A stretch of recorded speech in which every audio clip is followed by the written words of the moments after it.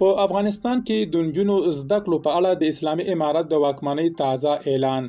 د نجونو ښوونځیو او د شیر محمد عباس ستانکزي د بیرته راتګ په اړه د نوموړې واکمنۍ د لوی ویاند ذبیح الله مجاهد تازه څرګندونې او غبرګونونه. بشپړ جزئیات په ویډیو کې تر پایه وګورئ. پاتمنو لیدونکو ستړي مه شئ.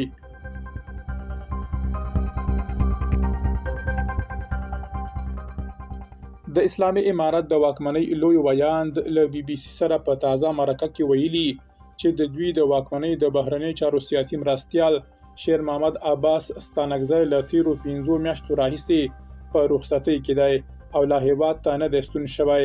ذبیح الله مجاهد د ښاغلي ستانکزي د دندې په اړه ویلي چې هغه د بهرنۍ چارو سیاسي مرستیال دی خو په رخصتۍ تللی او تر اوسه نه دی راغلی. بلخوا د اسلامي امارت د واکمنۍ لوی ویاند په یوه تازه مرکه کې د دې واکمنۍ له لوري پر افغان نجونو د زده کړو بندیز په تړاو څرګندونې کړي دي. ذبیح الله مجاهد بي بي سي پښتو ته ویلي چې د نجونو زده کړو بندیز دیني او شرعي اړخ غوره کړی او دوی کار کوي چې په شریعت کې دې ته حل لاره ومومي. ښاغلي مجاهد ډیره کړې چې دا بندیز د شریعت له مخې لګېدلی دی. د بي بي سي په دې مرکه کې ټینګار شوی چې د ښځو زده کړې په روغتیا، د کورنیو روزلو او له هیواده د دفاع برخه هم مهمې دي. خو د نوموړې واکمنۍ چارواکي وایي د افغانستان دفاع په ښځو نه کوي.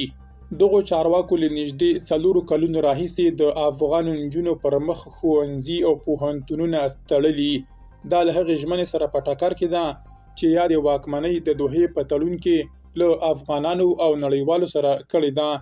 دغې واکمنۍ نه یوازې د شرعي دلیلونو له امله د نجونو پر زده کړو بندیز ولګاوه بلکې په بېمخینه ډول یې تور پورې کړ چې د افغانانو په کلتور کې پر ښځو زده کړه کول نشته.